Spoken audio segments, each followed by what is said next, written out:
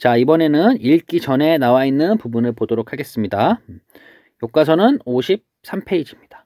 자, 읽기 전에 부분을 보면은 우리가 화면 잘 안 보니까 색깔을 좀 바꿀게요. 우리가 여기 보면은 이 소설의 제목, 비 오는 날이면 어디에 가리봉동에 가야 한다라고 했을 때 이 소설의 제목을 보고 자유롭게 떠올려 보면은 처음에 가리봉동이 어떤 곳이지? 라고 할 수 있고, 그 다음에 또 비 오는 날? 왜 비 오는 날에 설정했을까? 여긴 잘못됐네요. 그리고 1900, 이거는 80년대인데 1980년대? 그때는 무슨 일이 있었지? 라고 이렇게 생각할 수가 있겠죠. 자, 그 다음에 이제 배경 지식을 한번 단단하게 쌓아보도록 하겠습니다. 자, 가리봉동은 어떤 곳이냐? 여러분 잘 모르잖아요. 선생님이 설명을 좀 해줄게요. 그래서 구로공단과 가리봉동 지역은 지금의 서울이에요. 그래서 1960년대 이후에는 우리나라의 근대화 과정에서 발생한 산업화, 이촌향도, 도시화, 그 다음에 노동운동 및 민주화 운동을 압축적으로 보여주는 것이다. 그래서 선생님이 여기 써놨는데 산업화, 그리고 이촌향도, 도시화, 그 다음에 노동운동 및 민주화 운동. 그러니까 여러분들 1960년대 이후에는 되게 산업이 많이 발달하게 됩니다. 산업이 발달하게 되면서 그 산업들이 이제 취직도 하기 위해서 이 농촌이나 이 촌이라는 거, 촌에 있는 사람들이 도시로 가게 됩니다. 그래서 도시로 가서 뭘 하냐면 노동자가 되는 거예요. 그리고 이 도시가 점점 커지고 도시처럼 만들어지는 거죠. 근데 이렇게 사람들이 일을 하게 되니까 거기에 관련된 노동운동 및 민주화운동도 일어나게 됩니다. 그리고 1980년대 말부터는 산업이 재구조화되고 인구 구조가 변화되고, 그 다음에 외국인 노동자가 유입되는 등 매우 역동적인 모습을 많이 보여주는 곳이기도 하다. 그래서 이러한 특징을 지닌 가리봉동 지역을 배경으로 한 문학작품이 굉장히 많이 나왔습니다. 그래서 미리 알고 있으면 좋아요. 1980년대 말에는 이제 이전까지 있었던 산업 구조가 다시 바뀌게 되고, 그 다음에 인구 구조가 변하게 돼요. 이전까지는 이제 노동을 하기 위해서 온 사람들이 우리나라 사람들이 굉장히 많았는데, 그게 아니라 이제는 외국인 노동자가 굉장히 많대요. 그러면서 이 외국인 노동자가 유입하게 되는 그런 계기를 마련하게 됩니다. 자, 그래서 이 사진으로 보는 구로공단을 보면 여기 보이죠? 가발을 만들고 있는, 그래서 이렇게 되게 지금 앉아있는 거 보면 되게 따닥따닥 앉아있잖아요. 그래서 이 좁은 공간에서 이렇게 환기도 제대로 안 되는 공간에서 지금 일을 하고 있어요, 이분들이. 또 하나는 7, 80년대 구로공단, 여기도 마찬가지죠. 지금 미싱을 하고 있고 사람들이 엄청 촘촘하게 있어요. 그러니까 지금 같은 그런 뭐라고 해야 되지? 작업 환경을 기대하면 안 돼요. 그 다음에 여기는 구로공단 내에 있는 복지관에 입주한 노동자들이 취미 활동을 하는 모습, 뭐 꽃꽂이를 한다던가 이렇게 책을 읽기도 하고, 여기서 이렇게 꺼내니까 이렇게 책상이 되기도 하네요. 그죠? 자, 그 다음에 가리봉동 벌집촌. 선생님 이야기했었죠. 벌집촌이라 해서 벌집을 보면 지금 그림은 못 그리지만 뭐 이런 식으로 해서 되게 촘촘히 되게 돼 있잖아요. 그것처럼 이렇게 사람이 사는 곳인데도 되게 좁게 많이 되어 있는 집이었나 봐요. 그래서 이거는 재현해 놓은 겁니다. 그래서 이런 식으로 돼서 이런 집에 살고 있었나 봐요. 근데 현재 가리봉동 어떠냐면, 가리봉동 시장에 가보면은 여기 보면 간판 보세요. 어때요? 간판이? 전부 다 이 외국 간판이 굉장히 많아요. 중국 관련된. 중국뿐만 아니라 여기는 외국 관련된 곳들이 굉장히 많아졌어요. 그러면서 여기가 이제 가리봉동의 쪽방촌. 되게 여기는 보면 아파트, 으리으리한 아파트가 있지만 이 밑에는 이렇게 매우 낮은 이러한 주택 같은 공간들이 굉장히 많습니다. 그래서 쪽방촌, 되게 작고 되게 환기도 안 되고 그런 공간들이 많이 있습니다. 그리고 이러한 가리봉동 예전에 그 벌집촌이 이제 도시재생 사업으로 이렇게 원룸으로 변한 거예요. 여기를 계속 놔둘 수가 없으니까 이런 식으로 변화를 시키는 거죠. 그래서 깔끔하게 되게 많이 변화된 것 같아요.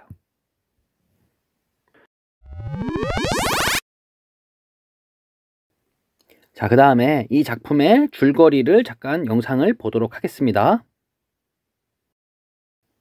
자, 이 줄거리 영상을 다 봤는데 선생님이 잠깐만 정리를 해볼게요. 발단 부분은 뭐였냐면, 주인공인 그와 아내가 생애 처음으로 이제 자기 집을 마련하게 돼요. 그래서 이사를 가지만 이 집이 굉장히 문제가 많아요. 그래서 수리에 돈이 너무 많이 들어가요. 그러니까 내 집을 마련했지만 수리비가 더 많이 들어가는 현실이에요. 그래서 전개 부분을 보면 어느 날 목욕탕 욕실 바닥에 이제 물이 새는 문제가 생겨서 지물포 주인에게 소개로 이제 임씨라는 사람을 만나게 됩니다. 위기 부분을 보면 이제 이 부분이 이제 실려있는 부분이거든요. 보면은 임씨는 원래 직업이 연탄 장수예요. 근데 부업으로 집수리를 한다고 한 걸 알게 됐어요. 그래서 그와 아내는 이제 임씨를 믿지 못하는 거예요. 왜냐면 이 사람 원래 직업이 집수리하는 사람이 아니라 연탄 장수인데 집수리 하러 왔으니까 당연히 믿을 수가 없겠죠. 그리고 또 하나는 사람을 믿지 못하니까 이 사람이 공사비를 엄청 부풀려서 할 거라고 생각하고 있어요. 절정 부분을 보면 예상과는 달리 임씨가 엄청 깔끔하게 공사를 잘 마쳤어요. 그리고 양심적으로 견적보다 적은 돈을 받아요. 너무 깜짝 놀란 거죠. 그래서 그와 아내는 이러한 임씨를 오해한 것에 대해서 굉장히 부끄러움을 많이 느끼게 됩니다. 그리고 결말 부분에 가보면 임씨와 이제 술자리를 하게 됩니다. 근데 그 임씨가 비 오는 날이면은 어딜 가냐면 아까 얘기했던 가리봉동에 간다고 했는데 왜 가냐면 예전에 연탄을 줬는데 연탄값을 못 받아서 그 연탄값을 받으러 간다고 이야기를 합니다. 그러면서 임씨가 그런 처지를 굉장히 안타까워하는 부분에서 이 소설은 끝나게 됩니다. 자, 이제 본격적으로 본문을 학습해 보도록 하겠습니다. 자, 발단 전개 부분의 앞부분의 줄거리를 보면 다시 한번 확인해 볼게요. 그와 아내는 주인공들이죠. 그와 아내는 어렵게 연립주택을 마련하게 됐습니다. 그러나가 중요하다고 했죠. 그 집에 이런저런 문제가 생겨서 보수를 하느라고 굉장히 많은 돈을 들이게 됩니다. 그러던 중 욕실 바닥에 이제 물이 새는 일이 생기자 이웃의 소개를 받아서 이제 임씨라는 사람을 만나게 돼요. 근데 하지만 곧 그는 임씨가 본업이 연탄 배달이라는 걸 알게 돼요. 그러고 나서 욕실 공사를 맡긴 것을 후회하게 됩니다. 그러니까 여기서 그와 아내가 임씨를 불신하는 이유를 보면 왜 불신하냐면 집수리 공사에 비전문가이기 때문이에요. 그러니까 내가 핸드폰 만약에 아이폰이 고장났어요. 아이폰이 고장나서 아이폰 전문점에 가서 맡겼는데 그 사람이 그러는 거야. 난 사실 아이폰 고치는 사람이 아니라 원래는 뭐 예를 들어서 뭐 축구하는 사람이에요. 이렇게 얘기했으면 당연히 믿음이 안 가겠죠. 그걸로 마찬가지로 이 집수리 공사의 비전문가임을 알게 되고 그와 아내가 임씨를 굉장히 믿지 못하게 됩니다.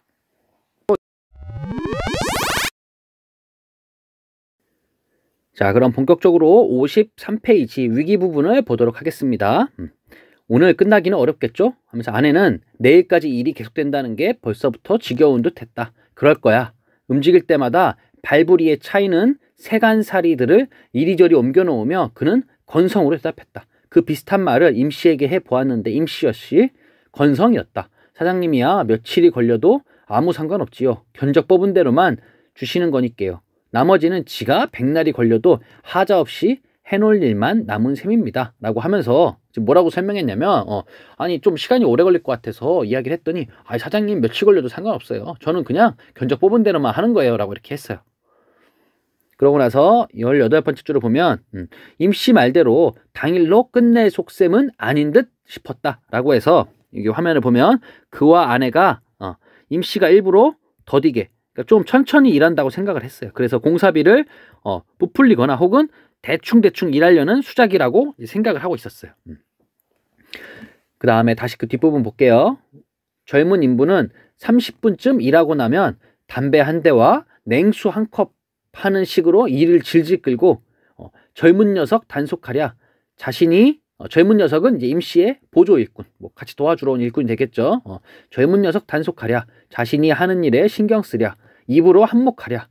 임씨 속도도 그가 보면 더디기 짝이 없었다. 이러한 작업이 더딘 것을 보는 그의 심정은 어땠을 것 같아요? 그러니까 걱정을 하겠죠. 이 사람 똑바로 안 한다. 그리고 아까 날 들었잖아. 이 사람 원래 연탄 배달 장수니까 욕실 공사를 잘 못할 거야. 이렇게 생각을 하겠죠. 하기야 뭐 이런 공사가 국수 가닥 뽑아내듯 쑥쑥 뽑혀 나오는 재미를 주는 일이 아니겠지만 깨고 드러내고 그다음에 긁어대고 하는 일은 한참 후에 들여다보아도 그게 그 모양이었다. 그러니까 우리 국수 뽑을 때 보면 TV에서 국수 뽑는 거 보면 쭉 하고 나오잖아요. 그것처럼 이렇게 눈에 보이는 게 아니라 막 깨고 막 드러내고 긁어내고 하는데도 그걸 보고 나서 한참 뒤에 또 봐도 그러니까 변화가 없는 거예요. 그렇다고 감독관 마냥 문 앞에 버티고 서서 잔꾀 부리지 않도록 감시하고 있을 수도 없는 일이어서 그는 어슬렁거리며 집안 이곳저곳을 기웃거렸다. 다시 화면을 볼게요. 이 부분을 보면 이 막노동이라는 인물에 대해서 근거 없는 불신. 그러니까 왜 이렇게 내가 지금 믿지를 못하는 거잖아요. 저 사람을. 믿지 못해서 지금 근거 없이 불신을 하는 거예요. 이 사람이 일을 못한 것도 아닌데 그냥 근거 없이 이 사람을 불신하고 있습니다. 그 다음에 또 하나는 소시민. 소시민은 그냥 우리같이 그냥 적은 돈을 벌고 사는 사람들, 사람으로서 돈이 오가는 일에 굉장히 초조해지고 불안해하는 심리가 드러납니다. 그러니까 돈이 많은 사람이 아니기 때문에 욕실 공사에 돈이 들어가니까 그 돈에 대해서 이제 불안해하고 초조해하고 있는 부분이 되겠죠. 자, 그 다음에 넘겨서 교과서 54페이지를 보도록 하겠습니다. 자, 그 다음에 교과서 54페이지입니다. 첫 번째 줄에 보면 왔다 갔다 하지만 말고 지켜보세요. 일꾼들이란 원래 주인이 안 보면 대충대충 덮어버리는 못된 구석이 있다고요. 라고 하면서 아내가 이야기를 했는데 거기 보면 다시 화면으로 와보면 일꾼들이야 원래 주인이 안 보면 대충대충 덮어버리는 못된 구석이 있다. 이거는 다른 사람에 대한 근본적인 불신이에요. 그러니까 일꾼들한테 생각을 할 때 저 사람들 안 보면은 다 일 안 하고 다 대충대충 하고 그래요. 그러니까 그런 거죠. 선생님이 우리 반 애들한테 화장실 청소, 교실 청소를 시켜놓고 나 없으면 분명히 안 할 거야 이런 생각을 하는 이러한 근본적인 불신이 있는 거죠. 그러면서 뭐라고 했냐면 앞부분까지 묶어서 왔다 갔다만 하지 말고 봐라 이렇게 한 이유는 일상의 크고 작은 거래에서 흔히 볼 수 있는 소시민적 초조함과 피해의식. 그러니까는 이 사람들도 돈을 벌기가 굉장히 힘들었단 말이에요. 그래서 겨우겨우 돈을 벌어서 지금 집을 사서 왔는데 집에 욕실 바닥이 고장나서 지금 수리를 하고 있잖아요. 그러면서 내 돈이 나가기 때문에 그 소시민들이 갖고 있는 초조함 그리고 피해의식 등이 잘 드러나고 있습니다. 그러면서 시금치 나무를 묻히면서 세 번째 줄입니다. 아내가 행여 들릴까봐 낮은 소리로 소곤거렸다. 갓난애나 징징 울어대면 애 복이나 하련만 아이는 배만 부르면 새근새근 잠들어 버리는 터라 사실 그가 할 일이 딱히 없는 형편이었다. 그는 하는 수 없이 다시 목욕탕을 들여다보지 않을 수가 없었다. 그러니까는 자꾸 아내가 이제 시키는 거잖아. 가서 봐요. 딴 일 할 수도 있으니까 이렇게. 마침 임씨가 젊은이에게 건재상에 가서 새 파이프를 가져오라고 시키고 있을 때였다. 욕조에서 세면대로 구부러지는 이음새 쪽에 사고가 있는 모양이었다. 땀방울이 흘러내리는 얼굴을 쳐들어 올리며 이 부분을 볼게요. 땀방울이 흘러내린다. 그만큼 지금 열심히 일하고 있는 임씨의 모습을 볼 수 있어요. 그러니까 지금 이 아내와 그가 걱정한 것과는 달리 너무 열심히 일하고 있어요. 지금. 사장님, 수도 좀 열어보세요. 이곳에서 물이 솟구칠 것 같은데. 임씨가 시키는 대로 계량기의 꼭지를 비틀고 돌아와 보니 아닌 게 아니라 그 자리에서 물줄기가 솟고 있었다. 보세요. 요걸로 한 번만 내리치면 완전 분수처럼 솟구칠 테니까. 하고 이 부분 이제 54페이지까지 봤습니다. 여기서 보면 일꾼들에 대한 아내의 생각을 한번 보면 아니 근본적으로 믿지 못하잖아요. 만약에 선생님도 마찬가지로 선생님이 우리 반 애들한테 청소를 시켜놓고 몰래 가서 이렇게 본다던가 아니면 누구한테 감시를 하게 시켜요. 그 이유가 믿지 못하니까 같은 거예요. 근데 이게 다 열심히 할 수도 있는 선생님이 믿지 못하고 그렇게 그 우리 반 친구들을 의심하는 거잖아요. 그것과 마찬가지로 이 아내도 그냥 근거 없이 행동과는 관계없이 그냥 무조건 지금 행동에 대해서 비난하고 있어요. 부정적으로 보고. 그 다음에 55페이지를 보도록 하겠습니다. 자, 55페이지를 보면 다시 첫 번째 줄로 갈게요. 임씨가 옆에 놓여있는 흑손은 거기 나와있죠. 연장. 흑손으로 파이프를 살짝 내리치자마자 이내 감당할 수 없을 만큼 물이 터져나오기 시작했다. 그래서 완전 사갔어요. 사장님. 어서 계량기 잠그세요.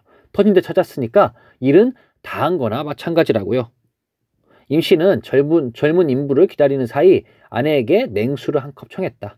일을 다 한 거나 진배 없다는 일꾼의 말에 기분이 좋아진 아내가 청량 음료를 한 컵 가득 따라주며 다짐했다. 세면대나 변기는 손댈 것 없겠지요? 그랬더니 예 사모님, 다른데 파이프는 구부러지게 이을 필요가 없거든요. 이 자리는 맨 처음 시공 때부터 욕조를 안 치느라고 닥달을 해단 모양이에요. 목을대로 올리며 임씨는 맛있게 음료수를 들이켰다. 여름 한철 집수리 일이나 한다는 사내치고는 꽤 정확한 솜씨가 아닌가 하여 그는 새삼 사내의 몰골을 자세히 뜯어보았다. 이 부분을 볼게요. 임씨가 생각보다 되게 정확한 솜씨가 되게 좋아요. 처음에 이 사람이 연탄 배달 장수라 그래서 믿지 못했는데 일하는 걸 보니까 생각보다 괜찮아요. 그런 걸 보고 이제 임씨에 대한 그의 인식이 바뀌기 시작해요. 이전까지는 믿지 못했어요. 아, 저 일꾼들 저 못 믿어 하면서 아내랑 같이 그랬었는데 이제는 믿기 시작했어요. 그래서 꽤 정확한 손실을 하는 걸 보고 이제 이미지가 좀 바뀌기 시작했어요. 그 다음 볼게요.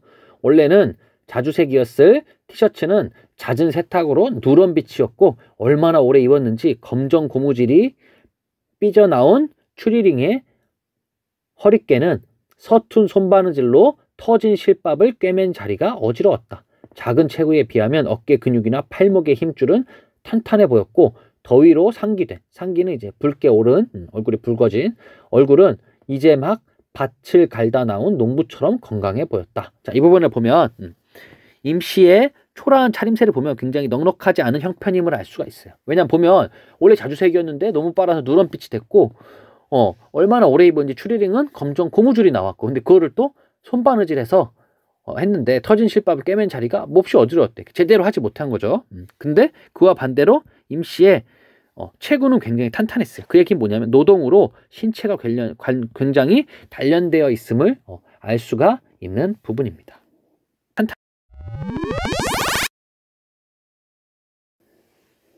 자, 그 다음에 18번째 줄을 볼게요. 교과서 55페이지입니다. 지물포 주씨가 칭찬한 대로 일을 잘하시네요. 그래서 지물포 주씨는 임씨를 소개해 준 사람이 되겠죠. 그는 슬쩍 사내를 치켜 세웠다. 그러니까 뭔가 좀 치켜 세웠다는 말이 뭐냐면 그러니까 정도 이상으로 크게 칭찬한 거예요. 예를 들면 우리 반 친구가 청소를 잘했어요. 근데 그걸 보고 야, 너 진짜 청소 장난 아니네? 너 뭐 청소하기 위해 태어났어? 이렇게 얘기하는 것처럼 똑같은 거예요. 그래서 인간이란 칭찬 앞에 약한 법이다. 누구나 다 그렇죠. 하물며 저 단순한 육체 노동자.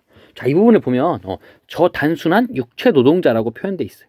임씨는 어떤 생각을 했냐면 칭찬이나 질책 같은 이런 것을 통해서 좌우되는 타율적인 인간일 것이라고 깔보는 태도가 전제되고 있어요. 이 얘기가 뭐냐면 임씨를 어떻게 봤냐면 아까 인식이 좀 바뀐다고 했지만 이 그라는 사람은 임씨에 대해서 어떻게 보고 있냐면 저 사람 칭찬하지? 그러면 아우 좋아갖고 막 할 사람 같아. 이렇게 생각을 한 거예요. 그러니까 여기까지도 아예 좋게 본 건 아니죠. 그죠? 그러니까 그런 거죠. 선생님이 뭐 예를 들어서 선생님 내 강아지한테 뭐 먹을 거 주면서 이거 해 라고 하면 저거 주니까 열심히 하네 이렇게 하면서 뭔가 타율적인 인간, 그러니까는 타율적이라는 건 뭐냐면 자기 스스로 하는 게 아니라 남이 막 옆에서 막 칭찬해 주면은 그거에 막 기분 좋았고 더 하는 그런 스타일의 사람이라고 생각을 했어요. 그러면서 저 단순한 육체 노동자야말로 이런 귀간지러운 말에 자신의 온 힘을 바치지 않겠는가. 그는 자신의 한마디가 잘 계산하여 내놓은 작품임을 은근히 자만하였다. 자, 이 부분을 보면 임씨가 더욱 일을 잘할 수 있도록 부추기려고 한 거예요. 그러니까 지금도 잘하고 있지만 너 칭찬하면 더 잘할 거지? 자, 내가 칭찬해 줄게. 이렇게 해서 칭찬을 하고 있는 부분이 되겠습니다.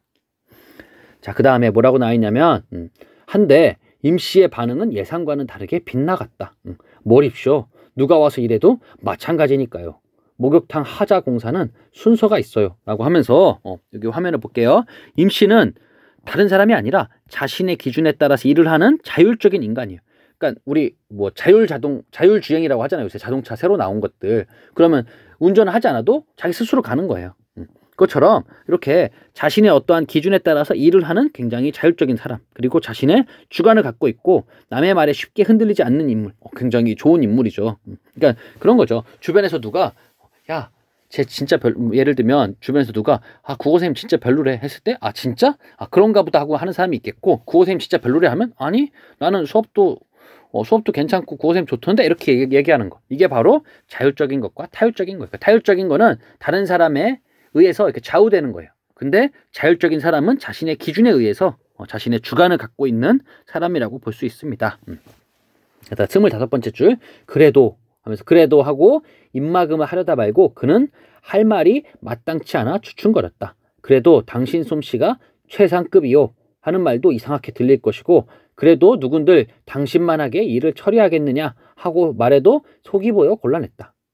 사모님, 오늘 일이야 하자 없이 잘 해드릴 테니까 겨울 연탄은 저희 집 것으로 떼세요. 저야 뭐 연탄 장수 아닙니까? 하면서 그가 이제 칭찬했잖아요. 그 칭찬에 호응해서 욕실 공사보다는 본업인 연탄 장수 일을 이제 홍보하고 있어요.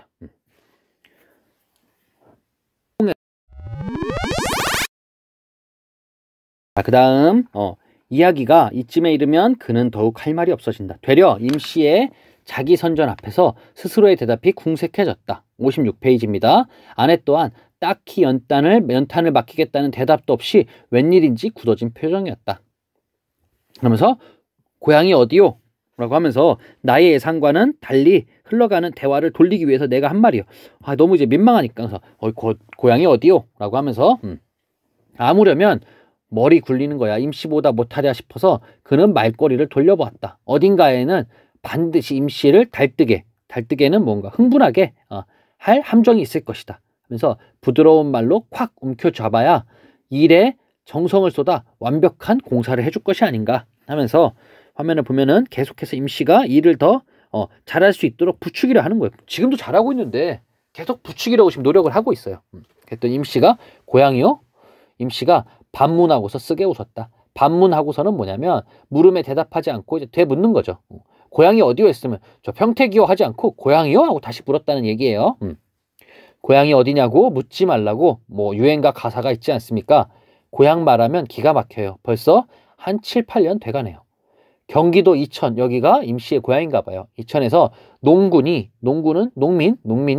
도시 사람 돼보겠다고 땅 팔아갖고 나와서 요 모양 요 꼴입니다.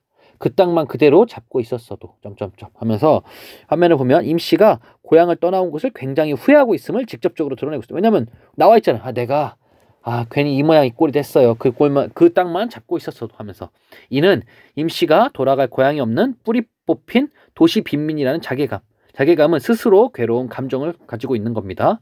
그래서 이 부분을 보면 딱 그거죠. 아까 봤잖아요. 80년대 사람들이 다 일을 하러 농촌에서 도시로 올라왔어. 1960년대 이후에. 그러면서 이 임씨도 마찬가지로 그때 돈을 벌기 위해서 떠나온 것 같아요. 근데 지금 돌아갈 고향이 없는 뿌리 뽑힌 도시 빈민이라는 그런 괴로운 감정을 느끼고 있는 부분이라고 볼 수 있습니다.